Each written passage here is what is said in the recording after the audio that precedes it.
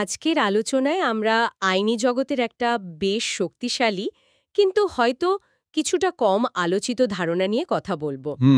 সেটা হলো note of dissent বা বিচারিক ভিন্নমত। আমাদের হাতে বেশ কিছু উৎস আছে, সেগুলো ঘেঁটে দেখব এর আসল গুরুত্বটা কোথায়। ঠিক। মানে আমাদের লক্ষ্য শুধু এর সংজ্ঞা জানা নয়, বরং এটা বোঝা যে কেন সংখ্যাগরিষ্ঠর সাথে দ্বিমত পোষণ করাটা শুধু একজন বিচারকের অধিকার নয়, বরং অনেক সময় ভবিষ্যতের আইনি পথ খুলে দেবার একটা চাবিকাঠিও হতে পারে। আচ্ছা। আমরা দেখব ভারত, মার্কিন যুক্তরাষ্ট্র আর বাংলাদেশের কিছু যুগান্তকারী মামলায় এই ভিন্নমত কিভাবে প্রভাব ফেলেছে। চলুন শুরু করা যাক। অবশ্যই। আচ্ছা, নোট অফ ডিসেন্ট বা বিচারিক ভিন্নমত সহজ করে বললে, যখন একাধিক বিচারকের একটা বেঞ্চ বসে, তখন কোনো একজন বা কয়েকজন বিচারক সংখ্যাগরিষ্ঠের রায়ের সাথে একমত নাও হতে পারেন। তখন তারা তাদের এই ভিন্ন যুক্তি বা দৃষ্টিভঙ্গিটা লিখিতভাবে নথিভুক্ত করেন। এটাই হলো নোট অফ ডিসেন্ট। আচ্ছা, তাহলে আসলে এটা বিচারিক স্বাধীনতার একটা প্রকাশ। আবার বিভিন্ন আইনি দৃষ্টিকোণ যেন হারিয়ে না যায় সেটাও নিশ্চিত করে। আর ভবিষ্যতের আইন পর্যালোচনা বা সংস্কারের জন্য এটা একটা দারুণ রিসোর্স হিসেবে কাজ করে। তার মানে একে সংখ্যালঘু রায়ও বলা হয়? হ্যাঁ, সংখ্যালঘু রায় বা ডিসেন্টিং ওপিনিয়নও বলা হয়। বাহ, তার মানে এটা শুধু একটা আনুষ্ঠানিক দ্বিমত নয়, বরং ভবিষ্যতের দিকে তাকিয়ে দেওয়া একটা সংকেতও হতে পারে। বিষয়টা সত্যিই ভাবার মতো। একদম। ঐতিহাসিক উদাহরণ দেখলে এর শক্তিটা আরও পরিষ্কার হবে। হ্যাঁ, সেটাই। কিছু উদাহরণ দিলে ভালো হয়। আচ্ছা, ভারতের কথাই ধরুন। 1976 সালের এডিএম জাবলপুর বনাম শিবকান্ত শুক্লা মামলা। ও, হেবিয়াস কর্পাস মামলা নামে পরিচিত যেটা। ঠিক তাই। জরুরি অবস্থার সেই সময়ে যখন মৌলিক অধিকারগুলো স্থগিত করা হয়েছিল, 5 জন বিচারকের মধ্যে 4 জনই সরকারের পক্ষে রায় দেন। কিন্তু একজন, বিচারপতি এইচ.আর. খান্না, তিনি রুখে দাঁড়ালেন। একা? হ্যাঁ, একা। তার ভিন্ন মতে তিনি বললেন, কোনো আইনগত ভিত্তি ছাড়া রাষ্ট্র কারো জীবন বা ব্যক্তিগত স্বাধীনতার অধিকার কেড়ে নিতে পারে না, এমনকি জরুরি অবস্থাতেও নয়। তিনি জোর দিয়েছিলেন আইনের শাসনের ওপর। এটা তো অসাধারণ। সেই পরিস্থিতিতে দাঁড়িয়ে এমন কথা বলা। অনেক সাহসের ব্যাপার। যদিও তখন তার মত টেকেনি, কিন্তু পরে তো এটাই সাংবিধানিক আইনের একটা স্তম্ভ হয়ে উঠেছে, তাই না? এখন তো বিচারপতি খান্নার কথাই সঠিক বলে মানা হয়। একদম। সময়ের পরীক্ষায় ওনার ভিন্নমতটাই টিকে গেছে। আচ্ছা, আরেকটা উদাহরণ দেখুন, ভারতেরই, তবে সাম্প্রতিক। আধার মামলা 2018 সালের। হ্যাঁ, শুনেছি। সেখানে বিচারপতি DY চন্দ্রচূড় ভিন্নমত দেন। তিনি আধার ব্যবস্থাকে অসাংবিধানিক বলেন। তার যুক্তি ছিল, এটা নাগরিকের ব্যক্তিগত গোপনীয়তার অধিকার মারাত্মকভাবে লঙ্ঘন করে।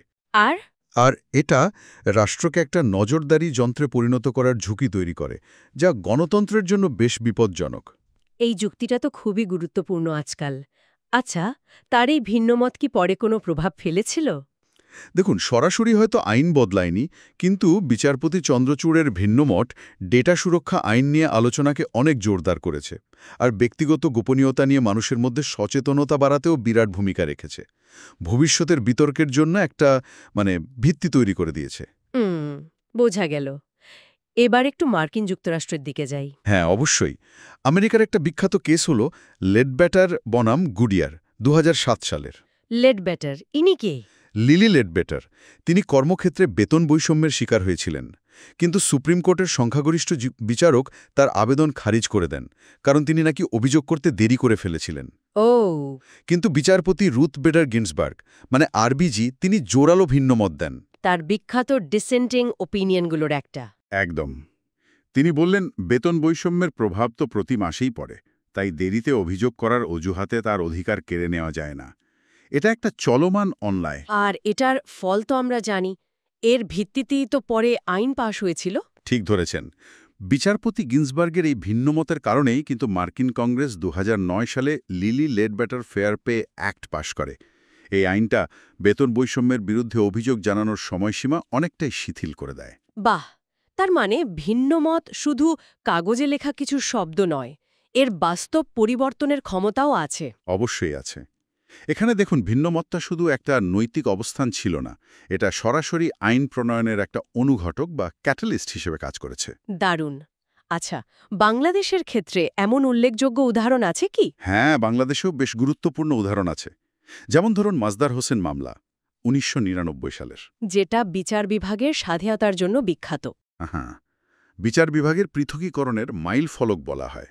যদিও মামলার চূড়ান্ত রায় সর্বসম্মত ছিল, মানে ফরমাল ডিসেন্ট ছিল না, কিন্তু বিচারপতি মুস্তফা কামালের কিছু পর্যবেক্ষণ ও মন্তব্য ছিল বেশ জোরালো। এগুলোকে অনেকে ভিন্ন মতের কাছাকাছি বা তার প্রতিফলন হিসেবে দেখেন। আর এই পর্যবেক্ষণগুলোই কিন্তু বিচার বিভাগ পৃথকীকরণের দাবিকে শক্তিশালী করেছিল এবং শেষ পর্যন্ত ২০০৭ সালে তা বাস্তবায়নেও সাহায্য করেছে। তার মানে সবসময় আনুষ্ঠানিক ভিন্নমত না হলেও বিচারকদের দৃঢ় পর্যবেক্ষণও প্রভাব ফেলতে পারে। অবশ্যই। আরেকটা গুরুত্বপূর্ণ মামলা হলো ষোড়শ সংশোধনী মামলা ২০১৭ সালের। হ্যাঁ, এটা নিয়েও অনেক আলোচনা হয়েছিল। এই মামলায় হাইকোর্ট বিভাগের একজন বিচারপতি আশরাফুল কামাল, তিনি সংবিধানের ষোড়শ সংশোধনীকে বৈধ বলে ভিন্নমত দিয়েছিলেন। এই সংশোধনীটা সংসদে বিচারপতিদের অপসারণের ক্ষমতা ফিরিয়ে এনেছিল। কিন্তু আপিল বিভাগ তো অন্য রায় দিয়েছিল। হ্যাঁ, আপিল বিভাগ সর্বসম্মতভাবে এই সংশোধনীকে অসাংবিধানিক ঘোষণা করে, যা বিচার বিভাগের স্বাধীনতা রক্ষায় একটা বিরাট পদক্ষেপ ছিল। বিচারপতি কামালের ভিন্নমতটা এখানে একটা বিকল্প সাংবিধানিক ব্যাখ্যা হিসাবে, মানে রেকর্ডে থেকে গেছে। তাহলে এই সব উদাহরণ থেকে এটা স্পষ্ট যে বিচারিক ভিন্নমতের তাৎপর্য আসলে অনেক গভীর আর সুদূর প্রসারীয়। এর মূল গুরুত্বটা তাহলে কি দাঁড়াচ্ছে, সংক্ষেপে যদি বলি? এর গুরুত্ব অনেকগুলো দিকে। প্রথমত, এটা ভবিষ্যতের আইন সংশোধন বা পর্যালোচনার পথ খুলে দেয়, যেমন আমরা লেডবেটার বা খান্নার ক্ষেত্রে দেখলাম। ঠিক। দ্বিতীয়ত, এটা বিচারকদের ব্যক্তিগত বিবেক, তাদের নৈতিক অবস্থানকে তুলে ধরে। এটা বিচার ব্যবস্থার প্রতি মানুষের আস্থা বাড়াতেও সাহায্য করতে পারে, মানে যখন মানুষ দেখে যে বিচারকরা স্বাধীনভাবে মত দিচ্ছেন। সেটাও ঠিক। তৃতীয়ত, এটা বিচারিক স্বাধীনতার একটা বড় প্রমাণ। আর চতুর্থত, এই ভিন্ন মতগুলো আসলে গুরুত্বপূর্ণ ঐতিহাসিক দলিল। এগুলো থেকে বোঝা যায় একটা নির্দিষ্ট সময় আইনের বিবর্তন বা বিতর্ক কোন দিকে যাচ্ছিল। তাহলে মোদ্দা কথা হল, বিচারিক ভিন্নমত শুধু আইনি মারপ্যাচ বা একটা ব্যতিক্রমী ঘটনা নয়, এটা আসলে বিচার ব্যবস্থার প্রাণশক্তির অংশ। ভবিষ্যতের দিকে তাকিয়ে থাকে আর অনেক সময় হয়তো নীরবে বিপ্লবের বীজও বুনে দেয়। একদম।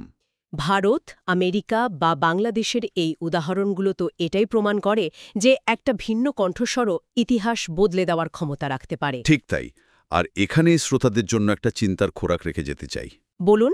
আমরা তো এই ভিন্ন মতগুলো নিয়ে আলোচনা করি যখন এগুলো আইন বা নীতিতে বড় পরিবর্তন আনে। কিন্তু এর বাইরে সাধারণ মানুষের মধ্যে এই ভিন্ন মতগুলো নিয়ে সচেতনতা, এটার গুরুত্ব কতটা? মানে যখন জনগণ জানতে পারে যে বিচারকরা সবসময় একমত হন না এবং কেন হন না, এই জানাটা কি বিচার বিভাগের প্রতি তাদের আস্থা বাড়ায় নাকি কমায়? আর এই জনসচেতনতা কি ভবিষ্যতে আইন বা সমাজ পরিবর্তনে কোনোভাবে সাহায্য করতে পারে? এটা নিয়ে ভাবা যেতে পারে।